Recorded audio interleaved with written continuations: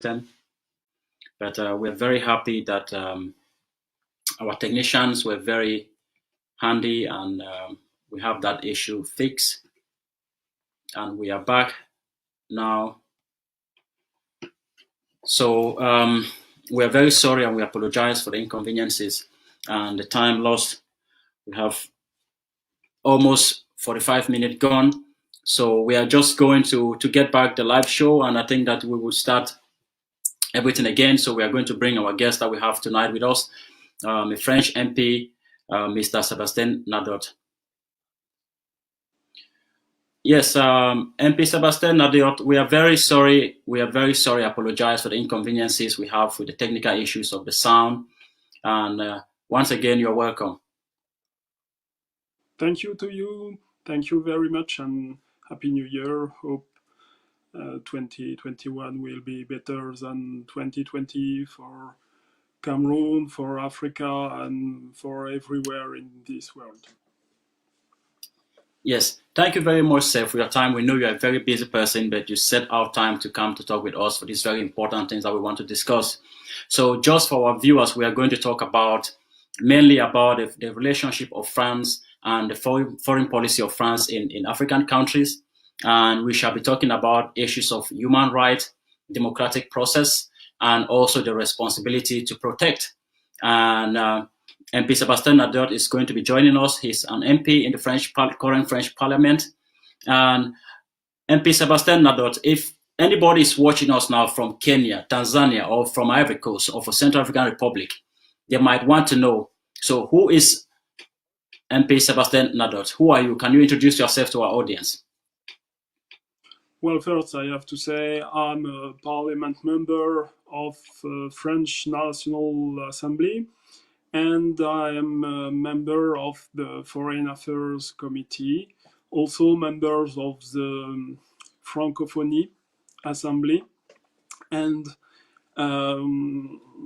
in my life before being elected, I was a teacher, and I have a PhD on history, and that's the way I try to understand the relations between countries of Africa and France with this very weak and strong colonial past,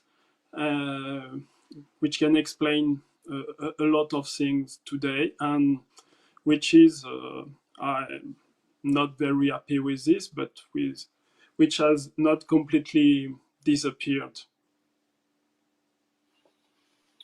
Thank you very much for that very brief introduction. And these are very interesting things that you are saying that you have been doing, because usually there are many people who get into politics without any previous background, but you have a very rich background of history before getting into politics. So we are going to go straight away now to talk about our first issue, which is about the French relationship of France and their foreign policies in Africa. Before we get into that, I would just like the studio to play us a video of the Ghanaian president giving a very important remark that is very pertinent to many Africans today.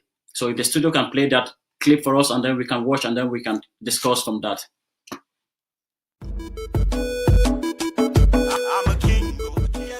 We can no longer continue to make policy for ourselves, in our country, in our region, in our continent, on the basis of whatever support the Western world or France or the European Union can give us. It will not work. It has not worked, and it will not work. Our responsibility is to charter a path which is about how we can develop our nations ourselves. It is not right for a country like Ghana, 60 years after independence, to still have its health and education budgets being financed on the basis of the generosity and charity of European taxpayers. By now, we should be able to finance our basic needs ourselves. Our perspective has not to be what the French taxpayer decides to do with whatever surpluses that they have in France. They're welcome. But this continent, with all that has happened, is still today the repository of at least 30% of the most important minerals of the world. It's a continent of vast, arable and fertile lands. It has the youngest population of any of the continents in the world. So it has the energy and the dynamism. We've seen it. These young men who are showing so much resilience and ingenuity in crossing the Sahara, finding ways to go across with rickety boats across the Mediterranean to really, those energies, we want to have those energies working inside our countries. And we're going to have those energies working in our countries if we begin to build systems that tell the young people of our country that their hopes, their opportunity are right here with us. Migration and the movement of people is being presented in a manner which suggests that somehow it's a new phenomenon. There's nothing new about it. It's as old as man, the movement of people. And it has always been linked to the same thing. The failure of where you are to provide you with an opportunity, so you move somewhere else. Those of you who are familiar with 19th century European history would know that the biggest wave of immigration in 19th century Europe, the latter part of it, came from Ireland and from Italy. Waves upon waves, generations of Italians and the Irish people left their countries to seek the American paradise, largely because Ireland was not working, Italy was not working. Today, you don't hear it. Italian young people are in Italy. Irish young people are in Ireland. We want young Africans to stay in Africa. And how are they? And it means that we have to get away from this mindset of dependence, this mindset about what can France. Yes, we are back, MP Sabastien Nadot. That short clip with the Ghanaian president saying that we in Africa, we have to get away from this mindset of depending on France, on what France have to offer to Africa, on what, let's say, the West have to offer to Africa. You, as a member of the Foreign Affairs Committee of the current Parliament of France right now, what can you say about the relationship and the foreign policy of France in Africa? First, I have to say France is an important trade partner for Africa, clearly. That's the first point. And we have an history together. That's the second point. And with this, we have to look at the futures, different futures, because in fact, what we have to build now, it is new relations with each countries. What I mean, it is this system known as France-Afrique has to disappear. Clearly, it has to disappear because it is not good for people in the countries in Africa, and it is not good for the people for the citizens of France. So we have to think about something new. And that's the question now in a lot of countries in Africa.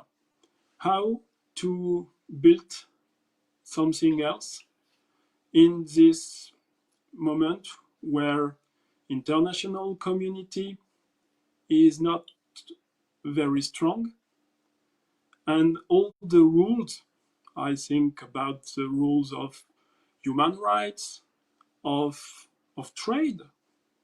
You know, we have a lot of rules, and international community is not able at the moment to help concretely the countries.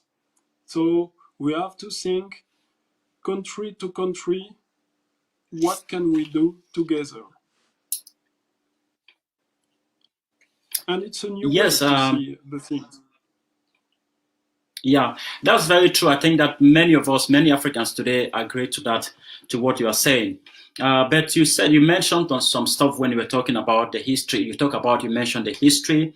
You talk about a very important trade relationship, and that is important to look to with France and Africa. And you also mentioned that France Afrique need to end. We need something new. I think those are very important things, and they are quite very big. But let us go back to the first point you mentioned about the history. So the history between Africa and France is a history that people always talk about with mixed feelings. And in recent times, I think many Africans even have the understanding that many people in France, the civilians in France, are not really even aware or educated of the past between France and African countries. But we remember that when Emmanuel Macron was making his campaign, he himself at one point said that the actions of France, like in Nigeria, was a crime against humanity, but he later on even downplayed his own statement. So now to this current new generation of Africans and new generation of French citizens, we are not talking about people who were there in the 50s, we are talking about 2021 now. If we have to end the France Afrique, like you mentioned, do you have any suggestion of what next if France Afrique have to end? What kind of relationship can you suggest that France should have with African countries or in Africa? First, clearly, we have to think about the question of what we can do together and what we should not do together. Yeah. What we should not do together is the question of political organization. You know, President Macron, for example, say, hey, France is speaking with everybody. But in fact, when I'm looking at, for example, Cameroon, but in other countries it's the same. France is speaking with the leader, with people in power in Cameroon. So we have to change this. Why? Because if we continue to have a relation only with one party, that is to say, we are not in a way to accept democracy in other countries. So first, we have to think France has not to play a role in internal affairs, but as a consequence, France has to speak with everybody in Cameroon, for example. And the second aspect, it is about the question what we have to do together. We have a common history. We have people from Africa who are living in France, who are people from France who are living in Africa. So we have to think to these people, of course, and we have to think about new project. What is the future? What can we do together? And of course, we have to see both parts. And in both parts, you have advantages. So we have to find this question. What are the advantages to play a new game with a country in Africa? And on the other side, what are the advantages for a country to play a new game with France? And that's the question. You have a lot of questions all around education. You have very big question, and it was said before, around migrations. And you have a very, very big question. And I think for this question, France need Africa, and it is not in the other side. France need Africa in all the question of environment and protection of the earth. And why I say that? It is because you just have to see inquiries after inquiries. The African countries, they have a way of life with a very high level of respect of our environment. but not Yeah. countries like France. Even if I have to say France is not so bad, but I think we have to look at all our differences and to find where we can play together. That's very powerful because, like you are saying, what we can play together. Because many young Africans, many new generation Africans today, they are talking about there is something known as the France-Afrique Colonial Pact, the deal that the French colonies signed with France before they obtained their independence. And today, many Africans from Ivory Coast, for example, in Central African Republic, in Cameroon, many Africans from France-Afrique countries, they are having this doubt if their countries actually obtain maybe just political independence and without really total freedom, that they are still tied to France with the colonial pact. So I think, like you are saying, that many of us in Africa, because there was also a statement also made by Emmanuel Macron sometime last year that there is this sentiment of anti-France in Africa. There is no sentiment of anti-France in Africa. It's just that Africans want to deal with France as equals. We need to do things together as equal sovereign countries. And also, again, like you're saying, Africa is a continent, not just one country.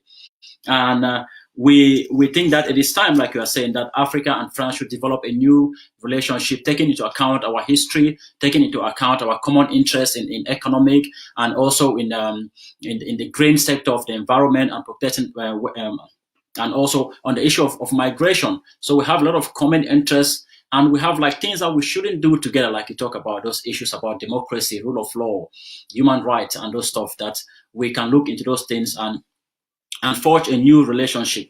So talking about that relationship and policies, what do you think drives the interest of France in Africa? Is it based on economic terms? Is it geopolitics about positioning themselves in strategic places in Africa? Is it about human rights? What is the thing that drives the foreign policy of France in Africa? But first, you have to think about the place of Africa in the future. You know, Africa, I think, is the future of France, but it's the future of Europe with all these old people in Europe, and it's the future of the world. And so, first, the question is we have to look at Africa with a very, very different regard as we have until now. That's the first point. After, it depends on the countries. You know, you have more than 50 countries in the African continent. So you can't think as before that we need to build the same sort of relations with all the countries. And it is the same, for example, for Kenya. It has not the same relations with Germany and with France. And so we don't have to think and to build the same sort of relations with Cameroon and Nigeria and Chad and Guinea, etc. So first, we have to think this complexity. And what is a problem in France? It is we have an old way of thinking Africa. Africa has changed a lot since the 90s of the previous century. And in fact, at the moment, politicians have in their mind the way as Africa was in the 90s of the previous century. And after, what I have to say to you to explain, because we have a lot of questions about this, it is that in the medias, we don't talk a lot of Africa, its problem, but not only its problems, but all the good things we can see in Africa. And so, as a parliament member, I'm controlling my government to look at what they are doing, because you have things to say when you are the country with this question of human rights. You know, the French have this in mind, and when you have information about what happened in Africa and what our government is doing, French citizens are very disappointed. But the first problem is they don't know what happened exactly in Africa, in a lot of countries. So we lack of information about Africa in France, and the politicians are in an old system of thinking Africa now. Yeah, I think that is something that many of us can agree also, the lack of information, because many of us from Africans who live in Europe, we get to see how surprising people within Europe themselves don't have any education about the past of many European countries in Africa, and we guess the same with France. But moving on forward, I think let us go into some recent issues, especially the situation in Ivory Coast with the elections in Ivory Coast that just ended last year when Mr. Ouattara decided to run for the third term in office. And I just have a short clip for maybe a few seconds from the studio about Ouattara on an interview about these elections. I know we can just comment on that and move forward. It's a decision I'm glad I took today, because the country would have been in a mess if I had not been a candidate. Do you understand why some of your opponents and a lot of people in your country were upset by your decision? No, I think they just know they could not win. If they want to grab power without election, they're not Democrats. While the Ivorian Supreme Court allowed the president to run, the Electoral Commission barred 40 others from challenging him. Does that sound like democracy to you? Let me tell you, democracy does not mean that anyone should come and run. We have very young countries, very fragile countries. Candidates should be able to say what they're going to. Yes, and you hear there like Ouattara was coming back from the third term, violating the constitution of Ivory Coast, that he himself drafted the constitution. And you talk about France is one of those countries that represent human rights and they uphold the rule of law within the international system.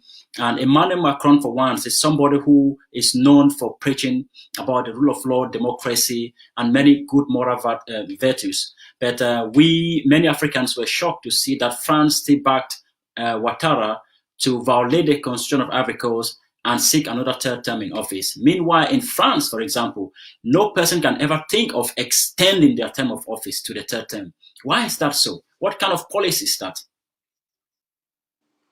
Well, first I have to say, you have this situation in Ivory Coast, very special, with the death of the Prime Minister. And it was the argument of the President Ouattara to say, hey, you need me. And of course, it's not acceptable, it's unbearable as a democracy measure. But you also have to think about the question of peace. So it's a real question. How can we manage? How can we think if Ouattara said, hey, I will be a candidate now, you just have to see, I said that. What can do France exactly? It was a very complicated moment, and what I could understand, because I'm not in the French government, and I was not agree to applaud with this new with this third mandate of Alassane Ouattara. But what I think it's the President Macron. So yes, it's the president of Ivory Coast. If he intervened, people would have said, "Hey, what are you doing as France with your intervention in Ivory Coast scrutiny?" And he didn't intervene. And after you have this president, and you have to say, president of a country has to recognize the president of another country. So, of course, it's not a democratical process that bring Alassane Ouattara to this new presidency. Clearly not. But it's easy to say, hey, Macron has done nothing. And clearly I'm not now in the party of Macron. I am in opposition. But it's not so easy to say, hey, we don't want this guy or this one. And you don't want Trump to be re-elected, but it's not easy to do something. So it's not so easy. And so the position of France is not very good because of the signals sent after election. And I think about Jean-Yves Le Drian, French people at the ceremony of investiture of Alassane Ouattara. All this was not necessary, I think. We should have said, hey, okay, French president sent a message, I recognize you have been elected, but I'm not agree with the process. And so at the ceremony of investiture, with this question of you have to say with the hand on the constitution, hey, okay, I'm the new president, but Alassane Ouattara has done what with this constitution? So it's a very complicated moment, I think, but most for Ivory Coast and France.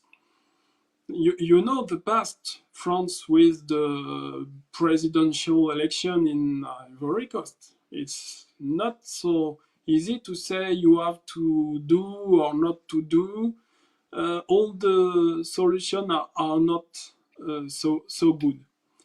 And so it's not the way I think we should do, because with this election we should have give signals of condemnation of this, and it's not so clear. And of course now we will see what happened. But if the opponents are still put in jail or things like that, so we have to say something, and the President Macron has to say something about this, because democracy is not only at the moment of the election, it's also after, and it's also now Alassane Ouattara has been elected, okay, but he knows in which conditions he has been elected. And so he should really try to engage this process. He put a minister of reconciliation in. Okay, so we will see about this question. Why not something positive? But recognize I was very angry to see our foreign minister affair, who was happy the day of the investiture to be with Alassane Ouattara. It was not a problem. For me, it's a problem. Yeah, those are the kind of things that, because it looks like France is saying a lot of good things about human rights, the rule of law, democracy. And in Africa, their actions are not in line to their own values, even that of their own constitution in France. And we are happy that some people like you are talking about these things, and there is an opposition in France as a democracy is supposed to be. But can you tell us what are some of the things that, some of the interventions that you have been able to do? For example, you have been working in issues in Ivory Coast, in Central African Republic, in Guinea, and also in Mali. Can you tell us some of the things that you have been doing, some initiatives that you have been doing there to promote better democracy and better relationship of France in Africa? Well, the fact is, for example, in Guinea, you have Alpha Condé with a third mandate, and he changes the constitution just before the election. It's unbearable. It's unacceptable. But you have to understand, it's unacceptable, but it should be unacceptable from all the countries of Africa all around. And it's one of the problems. African Union has not condemned so clearly and frankly this situation. And so we have to say, Alpha Condé is very old. Why is he still in power in Guinea? You have a lot of clever people in this country. You don't need to have this man. And it's the same for Ivory Coast. But what I can see, it is this large movement. In the 90s, you have something like a new way to democracy in a lot of countries in Africa. And since 2010, about 2010, it's on the contrary. You have something closed. You have not this way to a better way of life for people, because without democracy you can't believe for the common man everything will be okay. And what I intervene, when I intervene, it is when I can see that the situation is bad, and when my country or European countries or United Nations, because I am parliament member, I have to control all of this. I'm not controlling the chief of state of Central Africa, for example. But I have to say, there was an election, and it was a complete insincere scrutiny. It's not something you can put in far or not far, something like in a process of democracy. So you ask people to go voting, but in fact, it's like a theater. I don't know, but with all this violence behind the scene. And so, if the theater is without violence for the common women and men, okay, why not? But the problem is when you have this theater in which France is present. You have this theater, you speak about democracy and things like that. But in fact, it is not democracy, and behind you have all these people who suffer from this situation. And that's the place I think I have to do something. Yeah, that is really good. And also on my part as an African as well, I think that is the place where many of us in Africa, we are thinking that we have to do something. We want to have a cordial relationship with our brothers and sisters in the Western world, in Europe. We want to have a relationship that will profit both the African continent and also the Europeans. We want to have a relationship that also the economy of Africa is going to grow, human rights and even politics in Africa is going to be clean.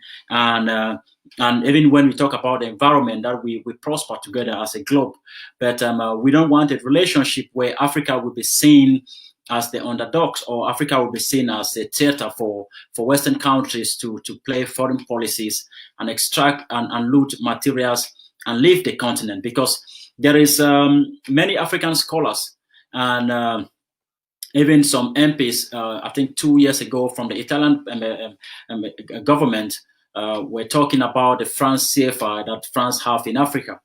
And this is a currency that was established even before many African countries become independent. And even till today, we are still using the France CFA in 14 African countries. And those countries keep their foreign reserve in the French treasury and even doesn't have right to that money. So when we, people of African origin, we know these things and we are hearing of this kind of information, it is not something that is good. And again, we know that it's not barely on France to improve the life of African people. No, Africans are very hardworking people. It's a very rich continent with a lot of young people with talent and skills, like you are saying.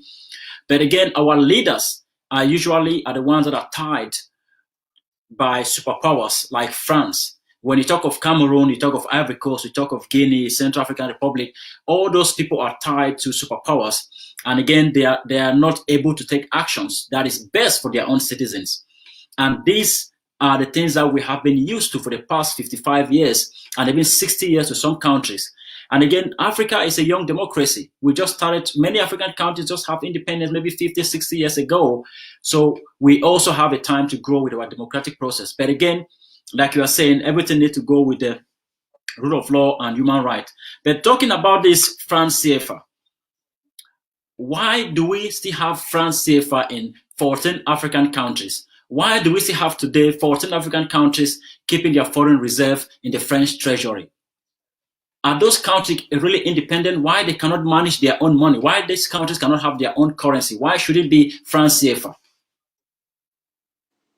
But on this question, I have to say, ask all the leaders of the countries of Africa who accept this situation. You are not obliged to accept this. So I know we are in the process of changing a little things with the question of ECO and not CFA and things like that. And I think the question is, if enough African countries are able to organize themselves, it's not a problem. You know, with the question of money, I think it's very complicated to be one country, one money, without regards at what happened in all the other countries around. So clearly, it's a colonial legacy, clearly. But to change this, you need leaders of the country in Africa to be very strong on this question. And I have to say, when I hear a leader of Africa at the moment of the election, before a presidential election or something like that, he has very strong speech about this question, and just after the election, nothing. He accepts the situation. So, of course, you can say, hey, France, you have this question of treasury, and so you maintain the link, the colonial link. And in a part, it's right, but in a part, it's wrong, because you have also this question of the leaders of Africa. And as you said before, independency for most of the African countries, it's more than 60 years. In 60 years, is it normal that all these countries of Africa, Central and West Africa, didn't organize something? what happened in the Economic Commission of Union Africa? I don't know. So I'm agree with you on this question of the colonial legacy, clearly. Yeah. But to change, we need to have leaders who really want to change this. So the responsibility is not only in France or sometimes in England or in United States of America. I think there is sort of maturity in Africa now. And so we have to build with people who want really these new relations, and not want to say, yes, we want these new relations, and when they are in a place with power, they did nothing. Yeah. You know the number of African in International Monetary Fund, in International Bank. Hey, what are they doing for their country? Sometimes I ask myself also. So it's a problem. It's not the only problem, but it's clearly a problem.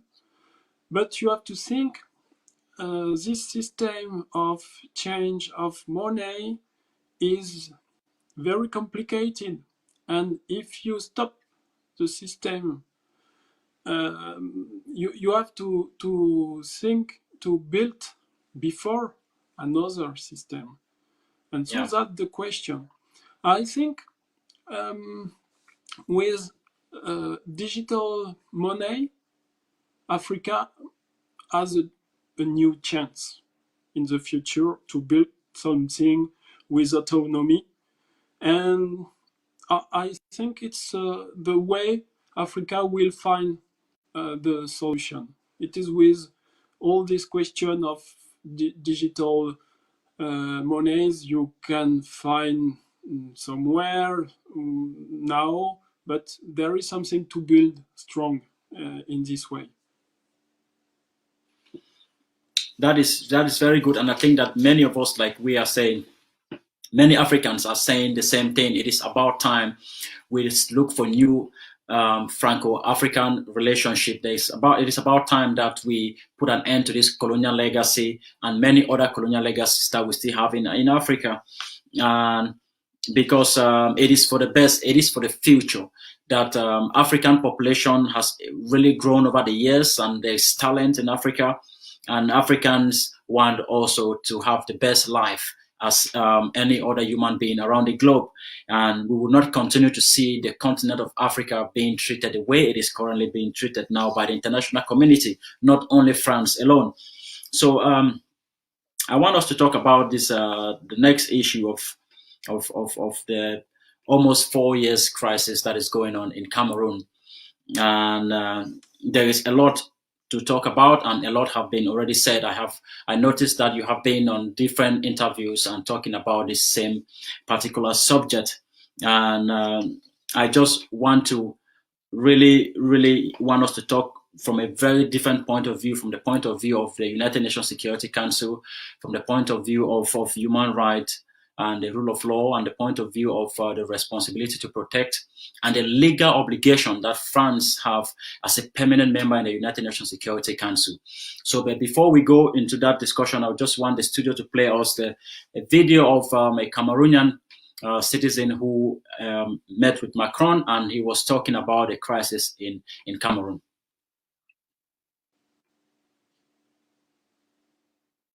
Macron, il y a Paul Biya qui tue les Camerounais, monsieur Macron. Il y a un génocide au Cameroun, monsieur Macron. Paul Biya tue les Camerounais, monsieur Macron. Nous sommes des Camerounais, nous sommes des morts, monsieur Macron. Monsieur Macron, s'il vous plaît. S'il vous plaît, monsieur Macron. S'il vous plaît. Oui, monsieur Macron. Monsieur Macron, mon pays, il y a un génocide au Cameroun, monsieur Macron. S'il vous plaît, monsieur Macron. Il y a un génocide au Cameroun, monsieur Macron. C'est un honneur pour moi, c'est un plaisir de vous voir, monsieur Macron. Moi aussi. Il y a plus de 22 morts. Je sais. Qui sont morts calcinés, monsieur Macron. Je sais ça. Nous sommes des Camerounais et nous souffrons. J'ai pris la Méditerranée, monsieur Macron, je vous ai écrit et vous avez répondu. Vous savez mon engagement sur ce sujet. J'ai mis la pression sur Paul Biya pour que d'abord il traite le sujet de la zone anglophone et ses opposants. J'avais dit, je ne veux pas qu'on se voit à Lyon tant que le général Camto n'est pas libéré. Il a été libéré parce qu'on a mis la pression. Là, la situation est en train de se redégrader. Je vais appeler la semaine prochaine le président Biya et on mettra le maximum de pression pour que cette situation cesse. Je suis totalement au courant et totalement impliqué sur les violences qui se passent au Cameroun et qui sont intolérables. Donc je voulais vraiment... je vous remercie. Je fais le maximum. Je vous remercie, monsieur Macron. Mais il y a plus de 12 000 morts aujourd'hui. Nous, les jeunes Camerounais, nous prenons la Méditerranée parce que nous avons à la tête de nos États des dictateurs. Monsieur Macron, la France est un État de droit. La France est un pays de droits de l'homme. Elle ne peut pas soutenir les dictateurs. L'Afrique a besoin du soutien de la France, monsieur Macron. Là-dessus, je redirai clairement, je vais parler à la jeune Afrique. Nous sommes très clairs. Simplement, la France, elle est toujours prise dans un rôle, si je puis dire, compliqué en Afrique. Nous sommes un État de droit, nous défendons l'État de droit partout. Mais quand en Afrique, un président français dit tel dirigeant n'est pas démocratiquement élu, les Africains disent mais de quoi venez-vous vous mêler? Vous n'avez pas à nous donner la leçon. Donc moi, j'ai dit partout, je veux des dirigeants démocratiquement élus. Et là où ils ne sont pas démocratiquement élus, je travaillerai avec la société civile. Je mets la pression sur... Yes, that is a very interesting piece of video, and I must say that there are a couple of things that Emmanuel Macron admitted in the video.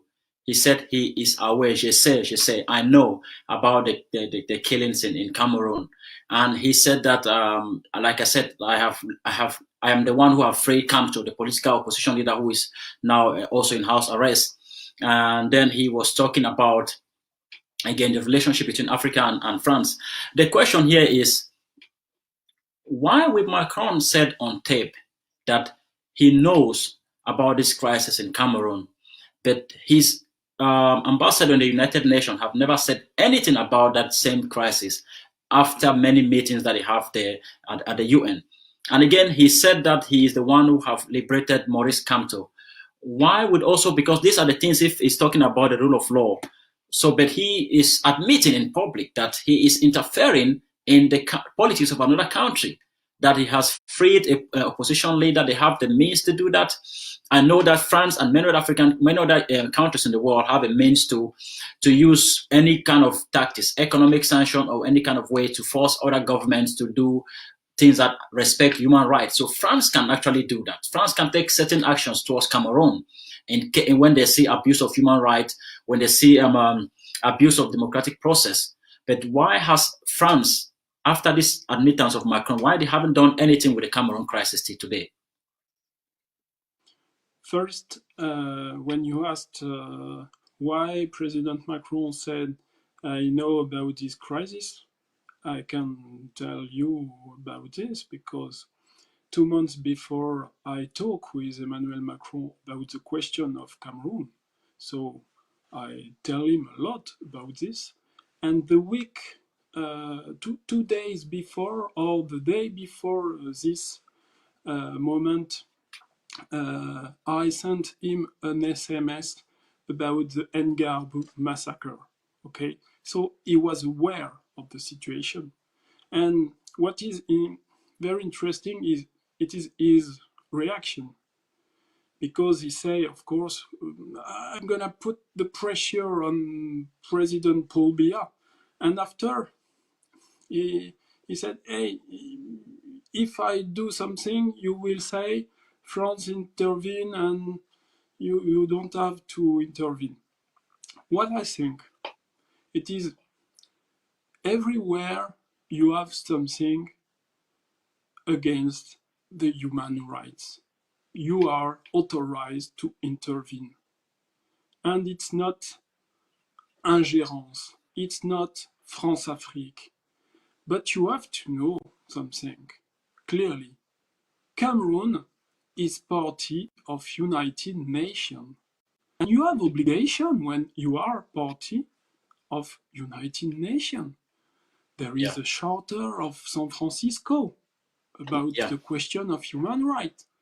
So President Macron, as a member of United Nations, can speak about this question of human rights to Paul Biya. Yes, and you can imagine, on the contrary, a leader of Africa who says something to President Macron because he thinks he's not respected in France or in intervention the way he should act on the question of human rights. That is the way how United Nations should be. So for me, President Macron is right when he said, I will phone to Paul Biya to say, hey, you have to do something, and Garbu massacre. You have to do something, clearly. And it's yes, of course. But and there is no question of colonial past in this. It is the question of you're a leader of a country, and you heard about this question from MPs of your country, from people. It was agricultural meeting in Paris, in an agricultural meeting. You have someone in France who said to President Macron, you have to do something in Cameroon. So his reaction is a good reaction. And after, when you say, hey, he has done nothing, you don't know, we don't know. Of course he has done things. What you can say, until now, it's a failure. Okay. The situation is worse in Cameroon. And it's going worse and worse. I agree with you. But it's not so easy to change the situation. It's a dictatorship since 1982. And so it's not with 3 words or I don't know what, you can change everything. So it's very complicated, and you know, this question of the colonial past sometimes doesn't help because we can't do things as we would do them if there was not this past. So it's not so easy, and it's not this question of everything is bad here and everything is good here. It's not so easy. So it's a question, but in fact, where I'm not in the same way of thinking as President Macron, it is in United Nations, in a session of Security Council, France was with the presidency. You know, it's something we... It changed after 6 months, the presidency changed, Yes. And at this moment, there was a session about Central and West Africa.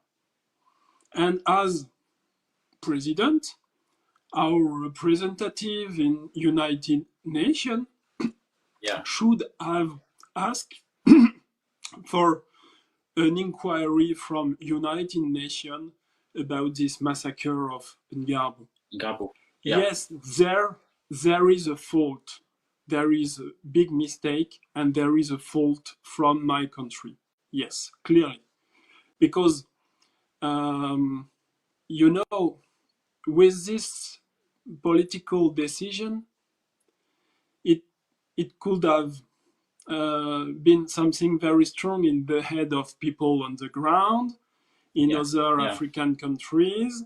If we organize a massacre, we have something difficult after, maybe so that doesn't happen.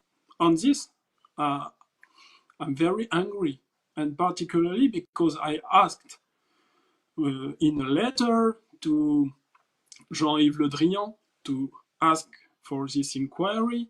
I asked the United Nations representative of France to do this with a letter, and they answer me, yes, we will speak about this, but you know, we have different sessions, we will do something, and in fact, nothing. And so you have the President Macron, and you have different sort of decisions. Sometimes it's good, but sometimes it's very bad. And the silence since his speech in Ouagadougou, you know, he made this speech about a new relation, a lot of new between relations Africa and with France. Africa. In the university in Ouagadougou. In Ouagadougou in 2017. And 2017, it was a brilliant speech. Yes, I think so. But after this speech, in fact, in the question of human rights, in the question of democracy in Africa, France is silent.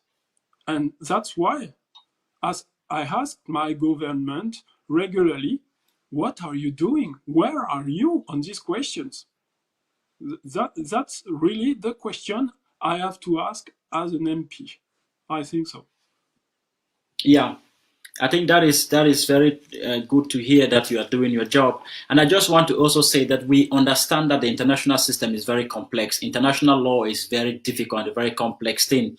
And we also understand that it is not the responsibility of France to govern African countries. No, we are just talking about the United Nations Security Council, how it functions, because we understand that the United Nations was established in 1945 and the Security Council was created to be the police of the international community. The United Nations Security Council is the police that governs the world.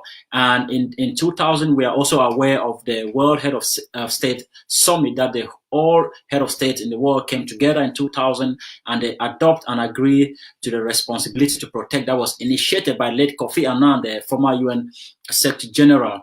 And this responsibility to protect was an idea that was crafted and adopted by the United Nations Security Council and agreed by all head of states that when any country fails to uphold this responsibility to protect all their citizens that they are claiming sovereignty over, then the United Nations Security Council have authority to intervene to save civilians and to prevent mass atrocity crimes and impunities. And also, countries have that right to do so. And it is on this regard that we are talking about France and all the members in the UN Security Council. Why are they silent?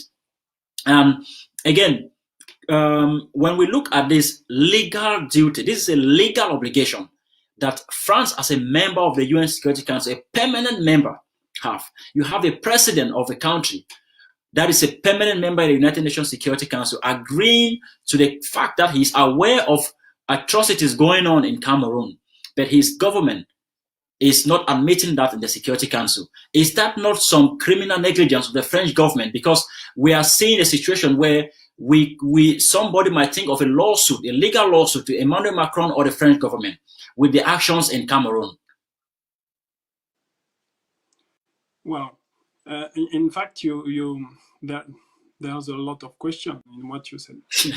First, I have to say to you, maybe you have followed this, you know, in the following of mapping report, United Nations report on Congo-Kinshasa in the years 1993 to 2003. You have in France a leader of the moment who is in accusation, in justice now since 2 days. So we can't say nothing is done. But you have to understand, it's not the government, it's not international community, but it's a prerogative of French justice. That is very different. And you were talking about international community and its functionment, but I have to say you one thing: international community at the moment is not functioning. It's the main matter. It's something. It's crazy.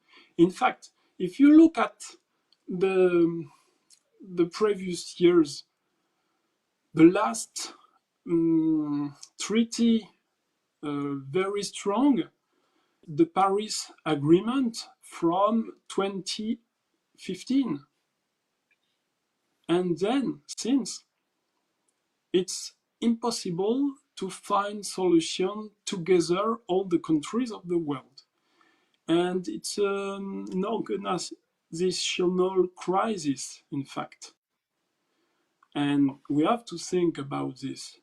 But who suffer from this international crisis?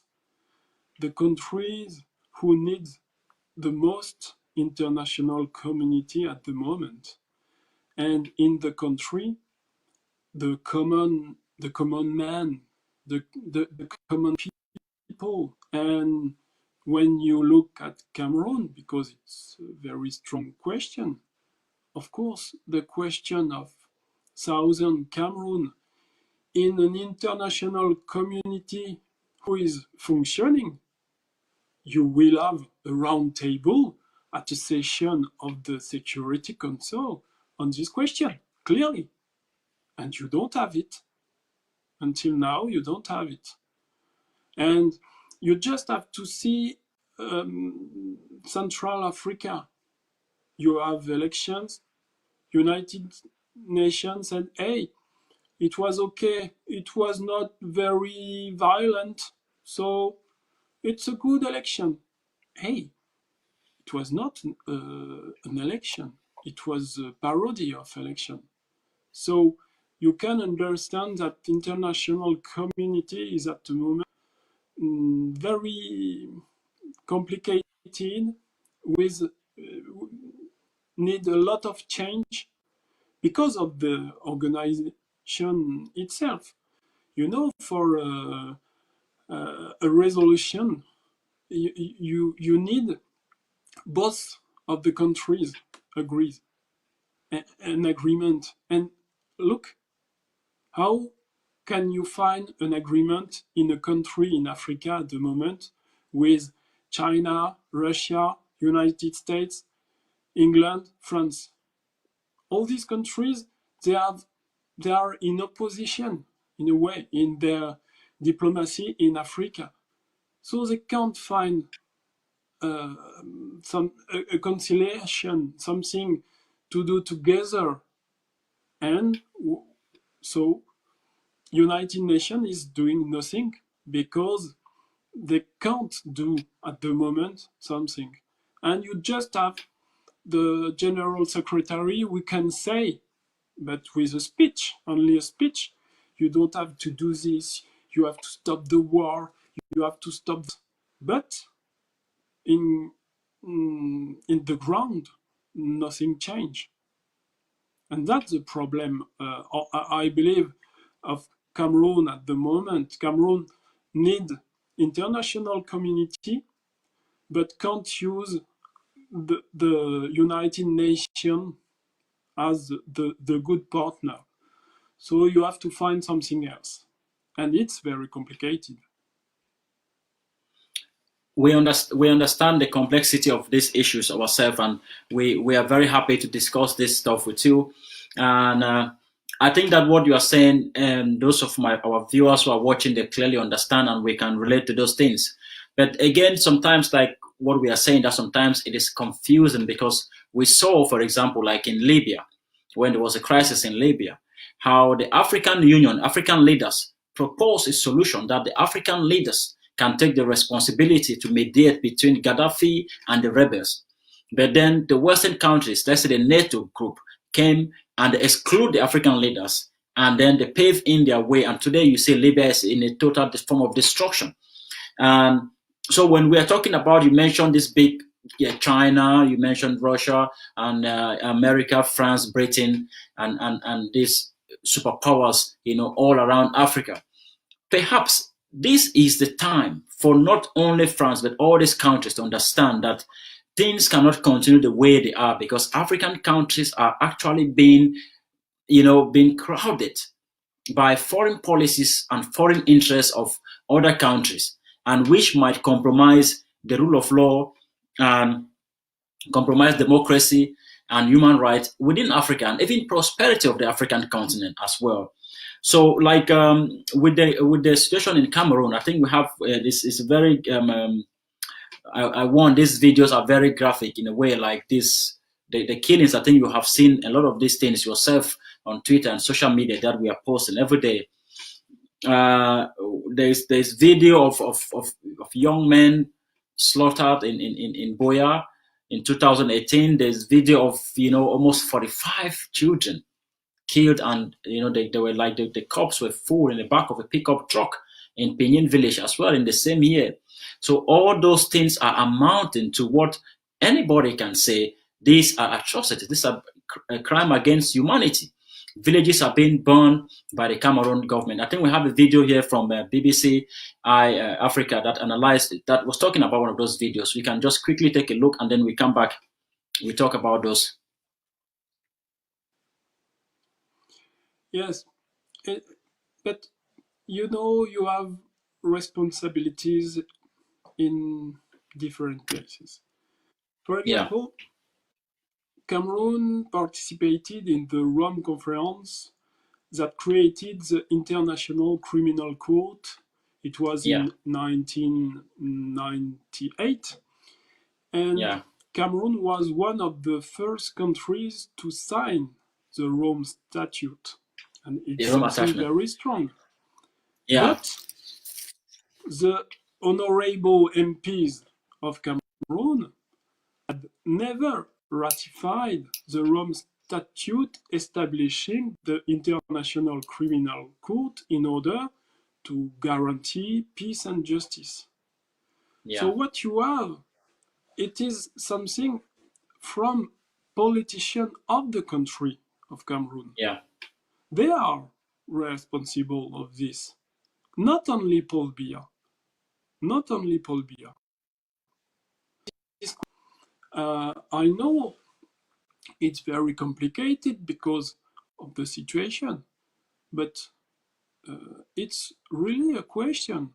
Why Cameroon finally is just an observer of this statute and not party of the statute from. The statute, It's at this moment you have to think, these sort of questions are very, very far from me, etc., etc.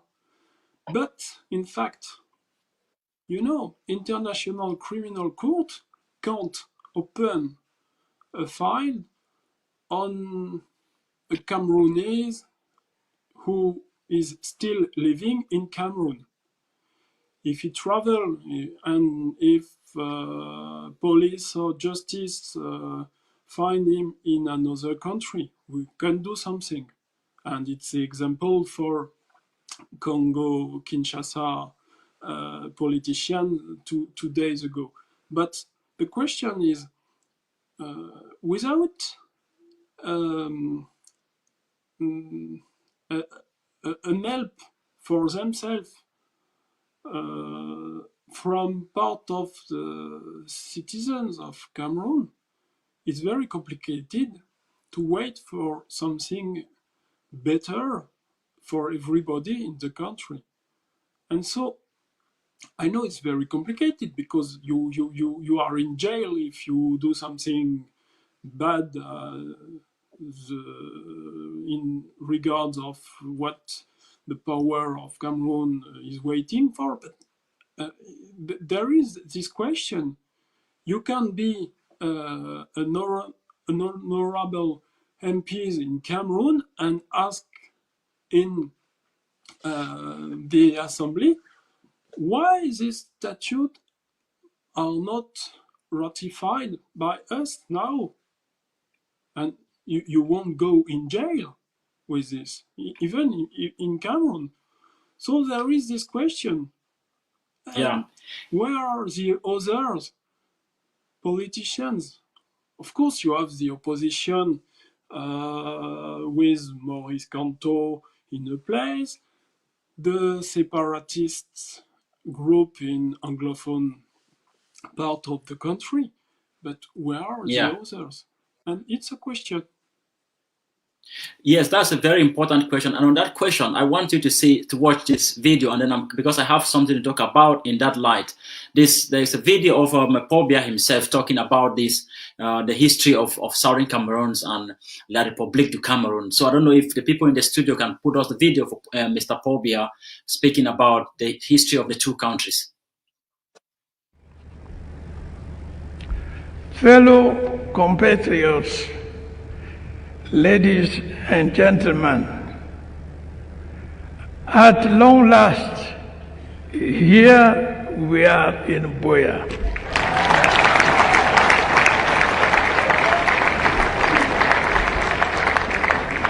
Here we are in Buea to celebrate the 50th anniversary of our reunification.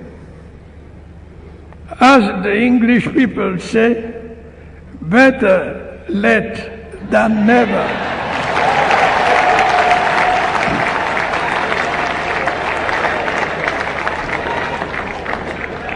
In fact, after a long period of preparation, we are finally glad to be here at this historic town of Buea, the town of legendary hospitality. I am glad to be in Buea, the bedrock of our reunification. History has not forgotten that Buea was the headquarters of West Cameroon. History has not forgotten that Buea was the capital of Southern Cameroon. And history has not forgotten that Buea was once the capital of German Cameroon.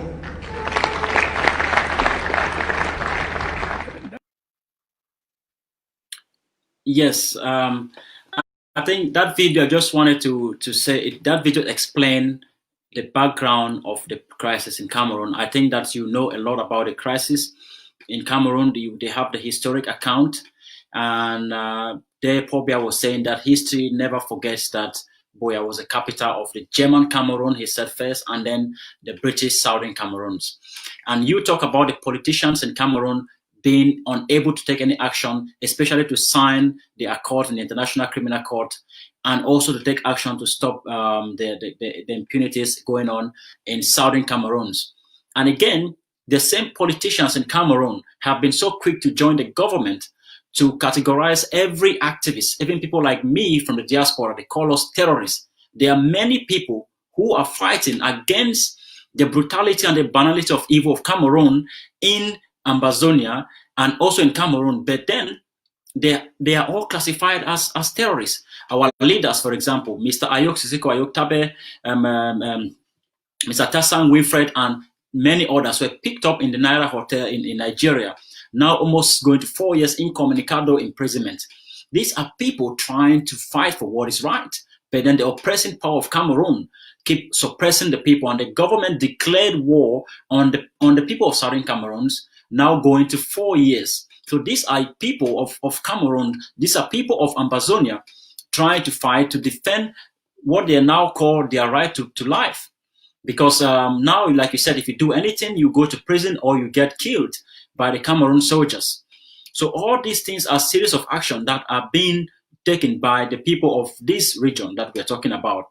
But then the support that the Cameroon government gets from foreign international community. They get money from IMF. They get support from even from the USA, from France as well. And this military support and military trainings that are used, in wrong way to oppress civilians in these countries. So those kind of things, like, I know it is not the responsibility of France to do these things for African countries or in Cameroon, but you as a European, you as an MP in France, when you see these kind of things, these are things that at least it should be alarming to European countries, that the money you give to these countries in Africa, this is what they are doing, and these are things that they are using this money for. But coming to Cameroon now, that there is a clear distinction when you talk to people about Cameroon crisis and what could be the possible solutions and what is the way forward and what is the reason. Because people from southern Cameroons are using their historical account to say that we were a sovereign state, a United Nations trustee territory that were destined for independence or self-governance. But today we cannot be a region of another independent country.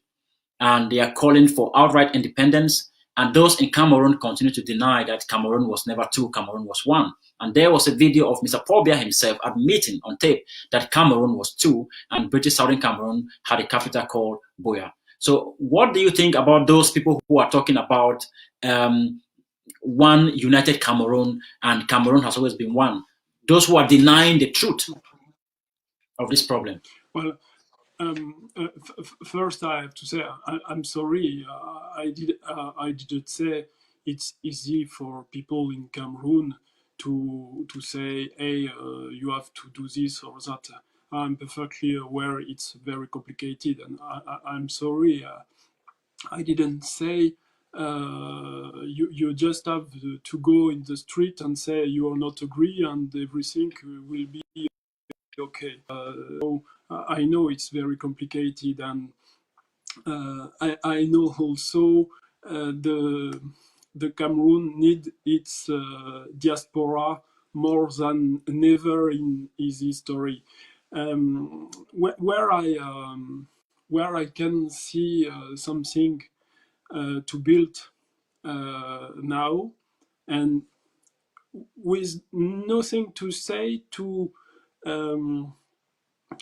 precisely the organization of your country in the future, because I'm MP of France. But where I can see something, it's with this recent resolution in the United States of America Congress, built since this summer, but passing just a few days. It asked, and it says one thing. You have both parts of the violence in Cameroon. You have the power, Paul Biya and his government, and of course the beer, and you have violent, some, not all, but you have violent separatist groups. Both parts are condemned in this resolution. Okay? With this, we are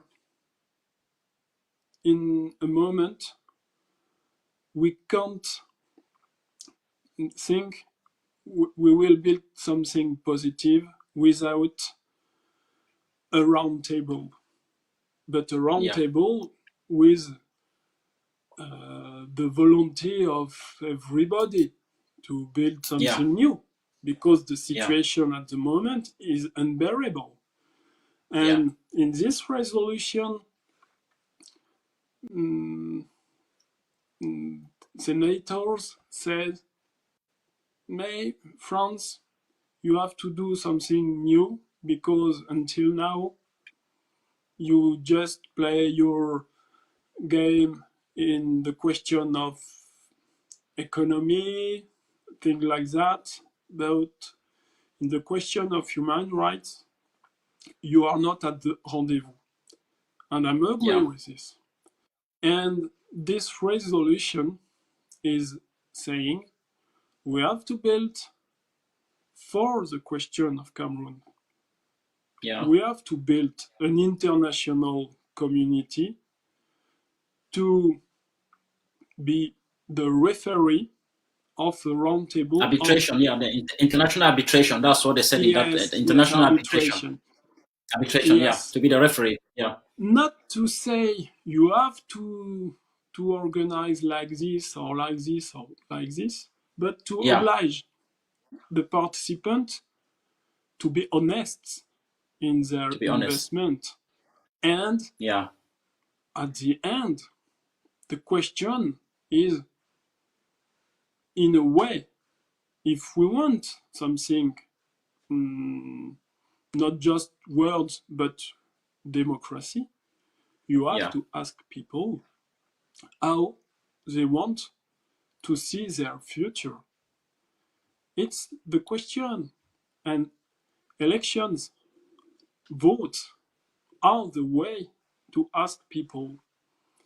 So one of your colleagues asked me, hey, are you okay for a referendum, etc.? Yes, but it needs to be organized with a large observers, international observers. Yeah. Yes, of course. But before a referendum, you have to think of many things to organize. Yes. Just look in Spain. You have a region. They organized a vote, and now the leaders who organized this vote are in jail. And it was the president of the region of Catalonia. So it's not so easy. And you can say Spain is a democracy, but it's not so easy to say, hey, we organize a referendum, one question, and after everything is okay. No, you have to think of many things in the process and after the process. And that's yes, the question. Exactly. That's the Those question. things we need. And international community has to do this. And France has to be implicated in this. But without his considerations, I can say his habitual considerations, but with the first consideration of France, you know, the first word of the constitution in France are very clear on the subject, and it is something we can say this. The first words are, the French people solemnly proclaim their attachment to human rights. It's the first thing. It's very important. And the principle of national sovereignty as defined by the Declaration of 1789. And this question of national sovereignty, it is the question of self-determination. Yeah. So you understand, we have to build with the international community a political process. Yes. Yeah. A round table, a lot of round tables, because if you believe it will be okay in, I don't know, 1 month, it's not possible. But you have to think about this process, and you have to think with all the possibilities that open a process. Separatism, a new country, a real federalism, or something else. But you know what? It's Cameroonese people who should invent this. Because if not, it will be as now. Because you can understand why Cameroon is in this situation. Yeah. Cameroon adopt the French system, exactly the French system of institutions. But it's not possible because Cameroon is so different from France.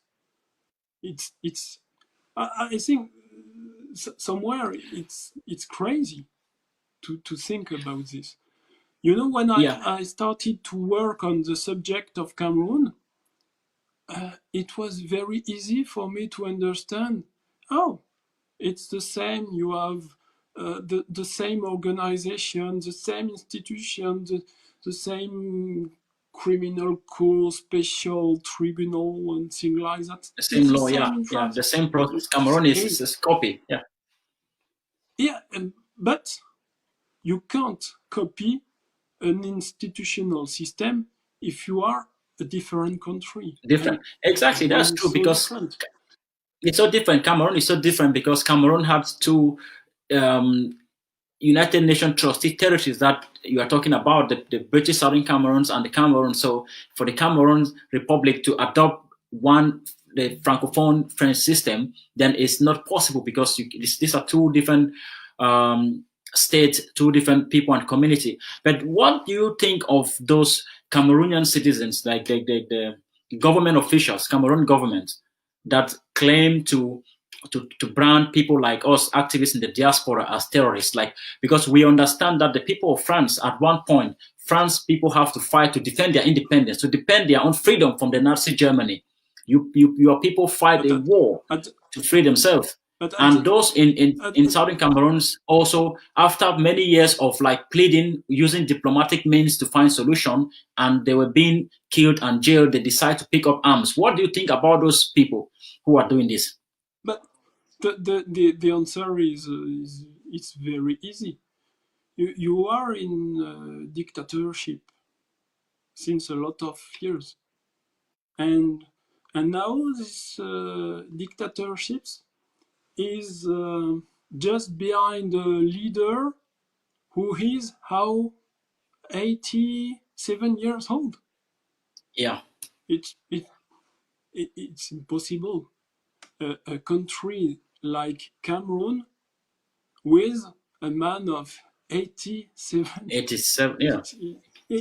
It's completely crazy. And so you have people in the shadow who benefit from this situation. From this, yeah, the credit situation, the benefit. And all these people, they need to have in their mind somewhere, at a moment, they will have to pay for what they have done. It's clear. And international community has to put the pressure on this question. Yeah. And it's too easy for people in the shadow to put people in jail, because I'm sorry, but Paul Biya with 87, yes, he's 87 years old. Is it possible this man is so strong to say, hey, put everybody in jail, etc.? No, it's not possible. It's because you have people in there who are playing a very bad game. And so what I think about this, it's unbearable. And I think and that's why I'm trying to speak a lot about Cameroon. I want to put the light on their action. And after, I hope in justice, and justice for all, and for them also. Exactly, justice for all and for all also. Like, that is a very important statement, because many people, many of those families, those women, those children who are living now in the bushes, who are in the forest, those who have trekked for like 4 or 5 days in the bush to get to Nigeria to seek refuge, those who have migrated across the Atlantic Ocean with small boats many days just to get to Nigeria to find safety. Their villages are being burned. All those people, and even those who have been killed, their families need answer, they need justice. Even if we want to find any kind of solution that you might think of, there's one important element: justice. Justice. Who is going to be accountable for all the death. Like we have here a video of those young people who were killed in Boya.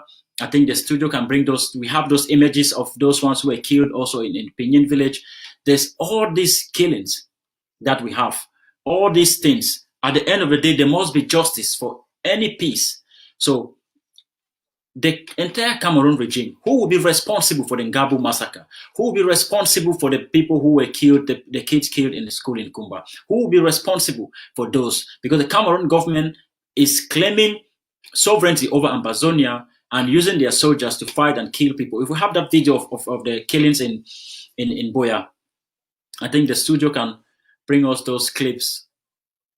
I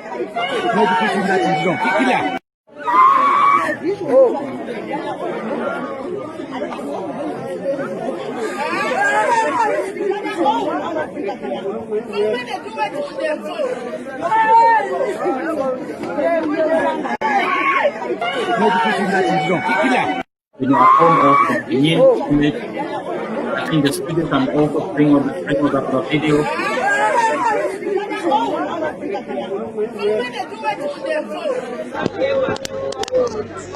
This is the Pinyin massacre.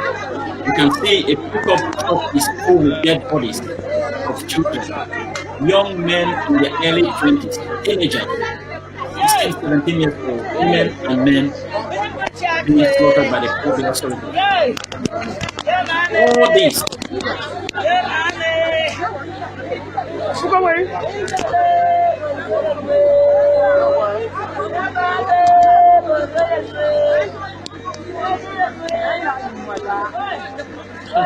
Children and women.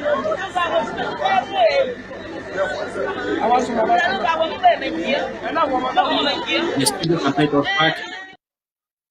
Yeah, now talking about the issue of justice. Do you see the Cameroon regime facing any international criminal court, any international trial for this act in southern Cameroons? Like we are saying, Paul Biya is not the only one. There's a group of people there who are responsible, from the army generals to the police commissioners and the gendarme commissioners, all those officials, those who are running Cameroon now. But I think it's, if we want justice now in this sort of situation, it can only be an international inquiry and not a national one. It's not possible. So for Ngarbe and other, because there is a lot of other massacres, yes, we need a mission from United Nations only from United Nations, clearly. And if when I saw this images, I feel so bad, and that's why I was saying, and because we arrive at the end of our interview, but when I saw this, that's why I said I hope 2021 will be better and so different than 2020, clearly. Yeah, those. But you also mentioned the issue of, you talk about, for example, a referendum that could be organized by the international system. You also mentioned about this international arbitration to look at the discussion, a round table for Cameroon to talk with the leaders of southern Cameroons. And we have seen also within the past year, there have been discussions about the dialogue and the mediation process, but we have not seen the Cameroon government engaging into that process and that dialogue. I know this, again, you are MP for France and you are serving the government of France and the interests of the government of France and their interests and their foreign policies. But, and again, these are issues that I think that it belongs to the people of southern Cameroon and Cameroon to decide. But you as an MP, I think you can also comment on these kind of issues.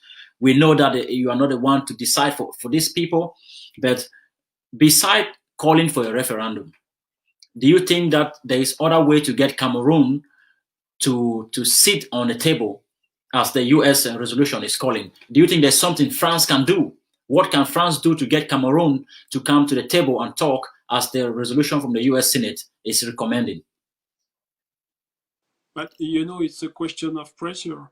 If United States of America say you have to be at this round table, if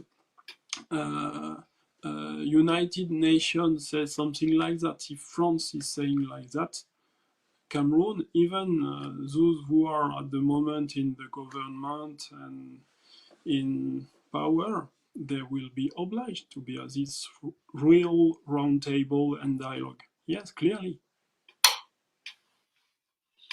And do you the And most I of hope the it is. yeah And I hope it is for 2021 because it's yeah urgent now. And if it's the last word I can say today with you, it is we need a solution, a political solution in 2021. And we have to start this dialogue as soon as possible, even if we have the COVID-19 and yeah it is another problem, but it is a problem, really. But yeah we have to solve the first step, and the first step is to organize this roundtable in 2021, clearly. Yes, this roundtable, many Amazonian leaders are willing to come for this roundtable talk, but they have only one issue on their part, and they have communicated that very clearly, that the form of the state have to be a subject of discussion on that roundtable. Do you think that Cameroon or the international system can get Cameroon to come to talk without talking about the form of the state? Do you think that that can lead to any place?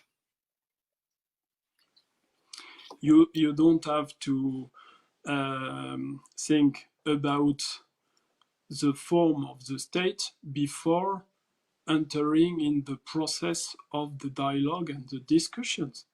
The discussions are made to build a new system, a new model of state. So if you arrive at the place with only one thing in your mind, it is not democracy, because democracy is to find a solution with people who are thinking with different point of view. So you have to build this.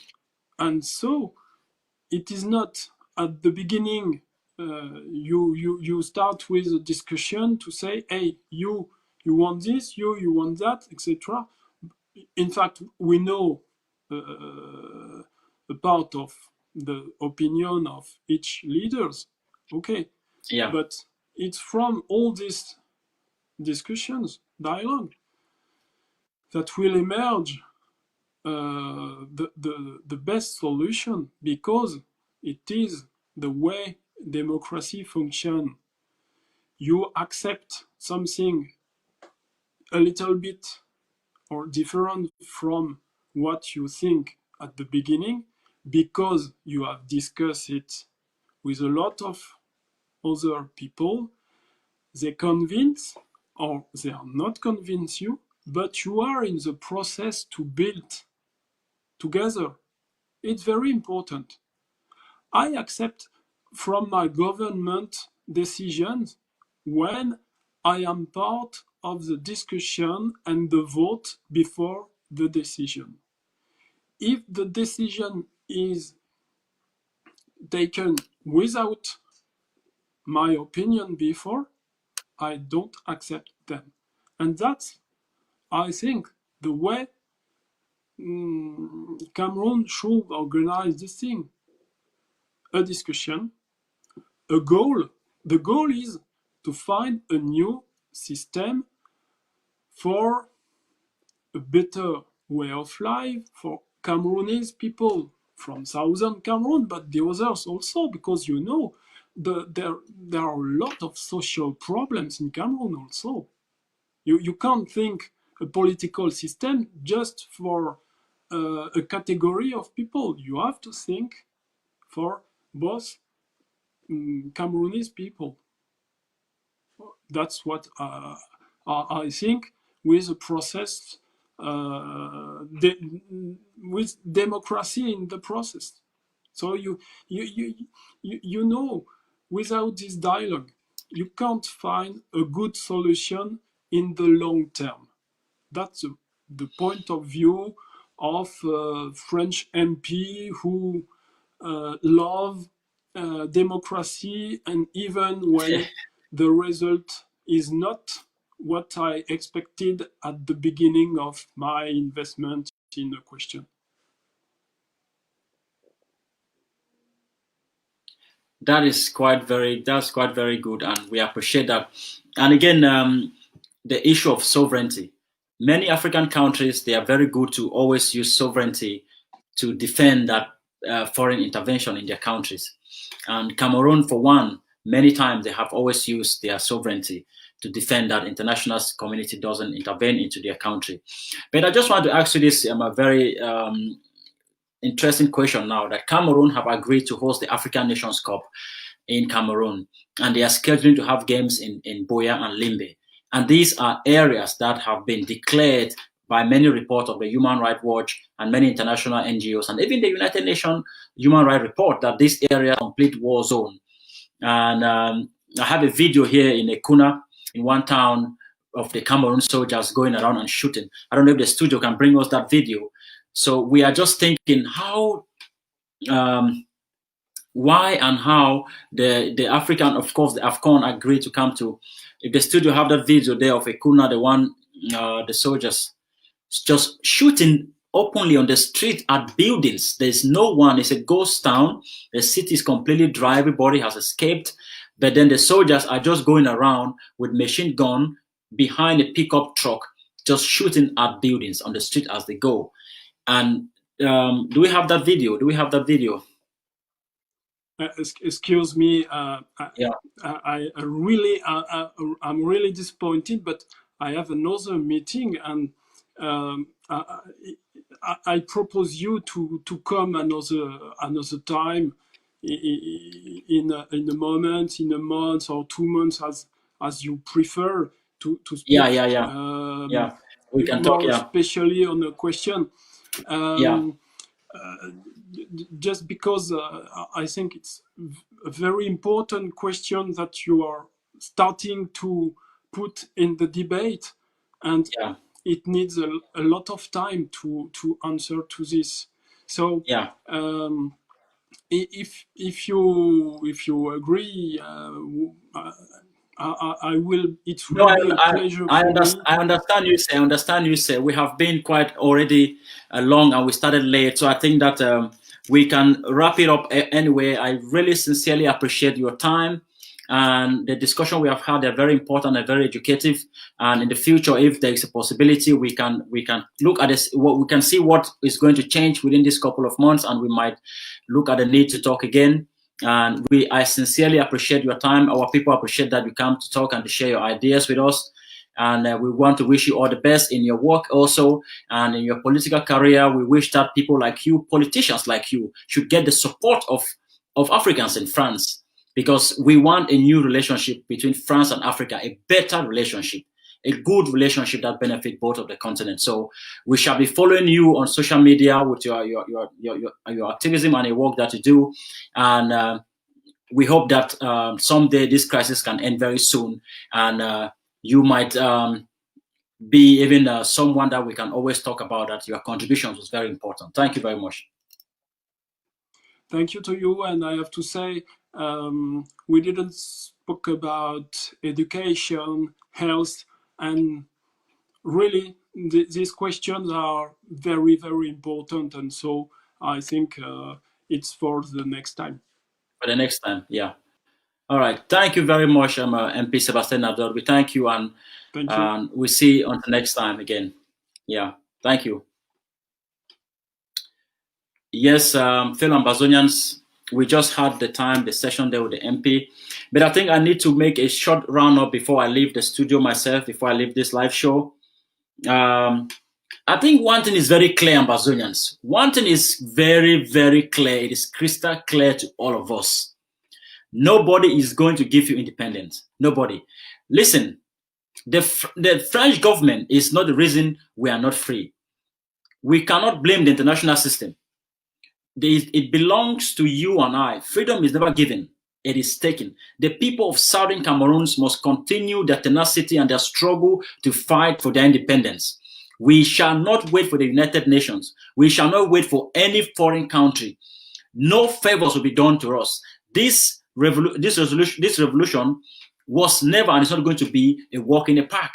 So this is why we continue to call Ambazonians. You have to invest your time in this struggle. Invest your money in this struggle. Let us support our self-defense. When the self-defense, when the gunboat diplomacy is strong, the international community is going to respond. As we hear from the MP himself, this 2021 should be the year. A lot of things are coming. The pressure on Cameroon is mounting. And we are talking about the possibility of an international mediation. That we have international arbitration. And again, Ambazonians, you hear the MP talk about the resolution from the US Congress, US Senate. This conflict will be resolved only by resolutions. We need resolutions from the American, we need from the French Parliament, we need resolution from the EU, we need also resolution from the United Nations Security Council. These are the places that we are going to get these things done, not empty talks, because the talks alone are not going to manifest into any substantial action on the ground itself. What we want are actions, and actions are resolutions. So we continue to call Ambazonians, and when you look at the issue of what kind of mediation, we have to talk about every issue, everything, including the form of the state. So now, I want Ambazonians to understand something. There's a reason why we bring this kind of guests and try to talk to them, because we want Cameroon to understand that the international community is watching and people know what is going on. So we are not bringing this kind of people to come to talk to us, to tell us what to do or to give us independence. No, that is not at all what we are doing. The only reason we are bringing this kind of guests is to talk with them and to let Cameroon know that the world is talking. So I shall be bringing on many other foreign international politicians and important personalities and even diplomats to talk about this situation, because talking about this thing is mounting pressure. But these people are not coming to give us any solution that we don't already know, Ambazonians. You and I, we know the way to Boya. And the way to Boya is block by block, neighborhood by neighborhood, and Gotaho by Gotaho. We must lay our trenches. Our soldiers must be fortified. Our barriers must be fortified. Our camps must be strong. We must feed our soldiers. We must take care of the sick in the hospitals, refugees in Nigeria, and we push this war to the finish line. I want Ambazonians to understand something. Our freedom is already seen. Our freedom is clearly seen by many, but we have to take it. You have to own it. You have to stand up to show that you are free. You have to stand up and say that this land is mine and we are here to stay. And that is all we need to do. No amount of silence, walking and talking is going to change anything. The only thing that is going to bring us changes are the actions that we take, the steps that we take. We need to make sure. I was just raising the issue of the AFCON. AFCON is coming in Ambazonia. We cannot allow Cameroon to host their Nation Cup in Southern Cameroon. That is not going to happen. And that is something that we must fight by any means necessary to make sure that that tournament doesn't go as planned. Ambazonians, this again, it is something that only you and I can do, not something that the French are going to do to us or the international. This is something that just you and I have to do. And I call you, compel our self-defense forces. Our soldiers should coordinate themselves. We call for collaboration on the ground. Let us collaborate and fight together and push the enemy. We need to make a statement. In fact, we must make a statement during this AFCON time. If AFCON venture to enter into Ambazonia, Ambazonians, we should make a statement very loud and clear. I continue to compel Ambazonians. There's a power vacuum in Cameroon. The political structure in Cameroon is collapsing, and our people must be strong and resilient. The dawn of our freedom is very near. This is not the time for us also, Ambazonians, I always say, to start to pat our backs and start to relax. No, this is the time that we must make more gains and protect our victory when Cameroon is weak. This is the time that Cameroon is very weak and vulnerable, and Ambazonians must take the opportunity to continue to fight very hard, as strong as we can do.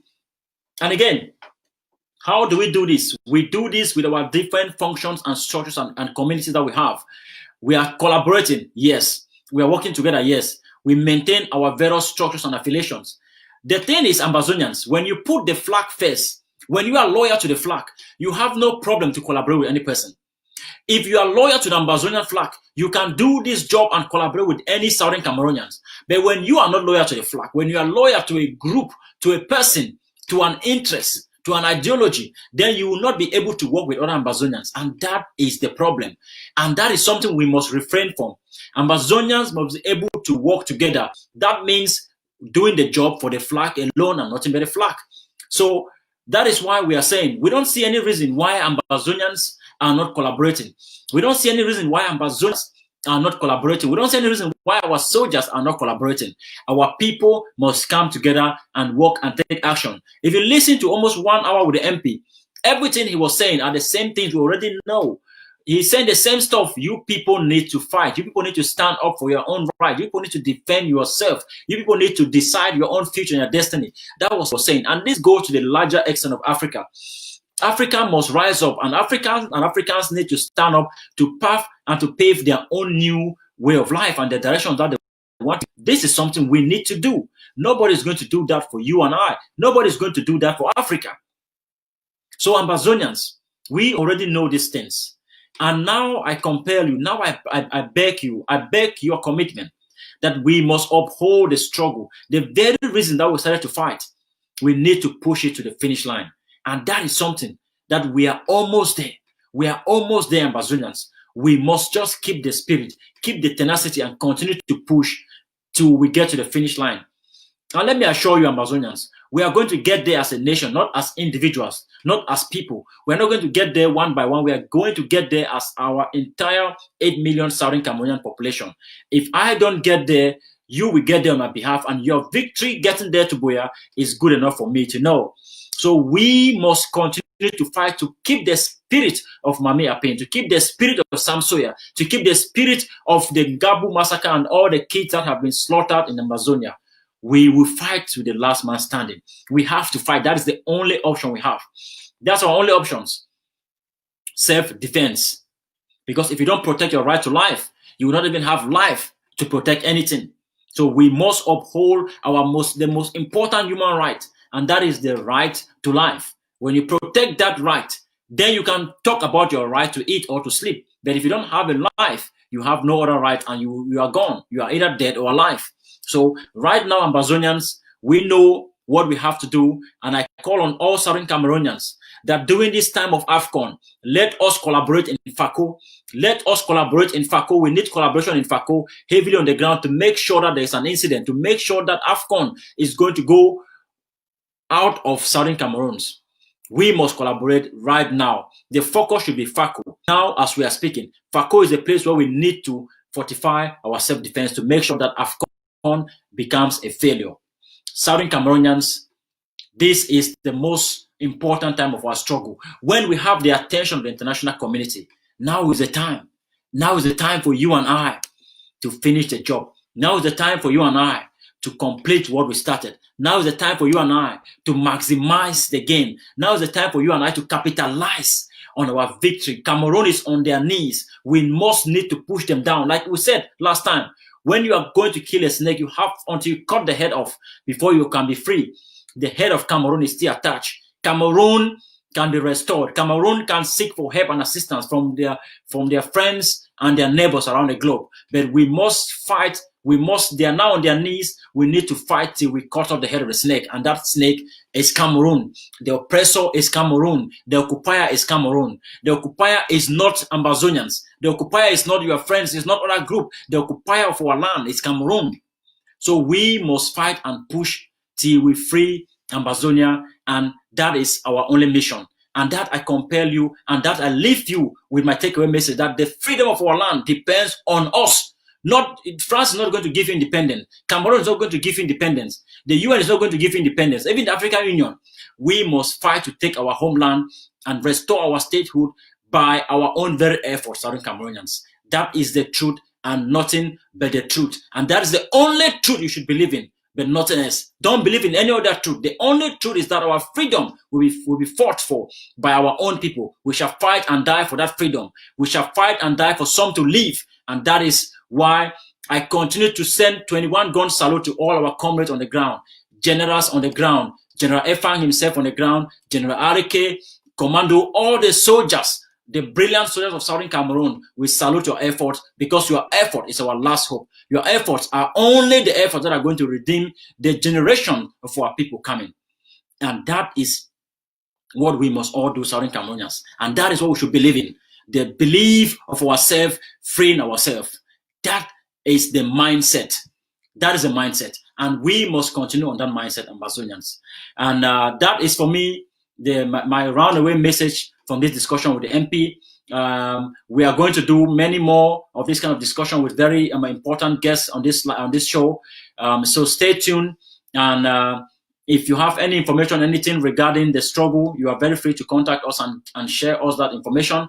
But for now, until next Sunday again, I'll be back live, perhaps with a very new guest on the show to talk about different things. So I think for now, I'm going to wrap up the live show, and we will see again on the weekends on Sunday. But we must remember our freedom depends on us. We must remember our freedom depends on our soldiers on the ground, the barefoot soldiers, the Changshu boys. We must remember our freedom will not be given to us by any foreign country, but we shall fight for that by ourselves. And that is the only solution for our independence. That's the only way for our independence. And you shouldn't believe in anything else. You shouldn't believe that there's a savior coming from abroad to save you.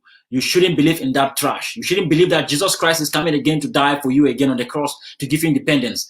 Those things will not help you, not by prayers. We are going to pray, yes, but we must take actions. Our boot on the ground is what counts, but not the words that we say on social media. We need to communicate those words into action by putting more soldiers on the ground to fight and to kick Cameroon out of our land. Fellow Ambazonians, this is 2021. We must go hard. We must go really hard on Cameroon, on this revolution. We must toughen our game, and we must increase our resistance at all fronts. So thank you very much for being here with me, and thank you for sharing the live show. I will see you again on Sunday. God bless you. God bless Southern Cameroons. Long live Ambazonia, and short live the struggle. Thank you very much, and goodbye. Welcome to ACN, the Liberation TV of Ambazonia.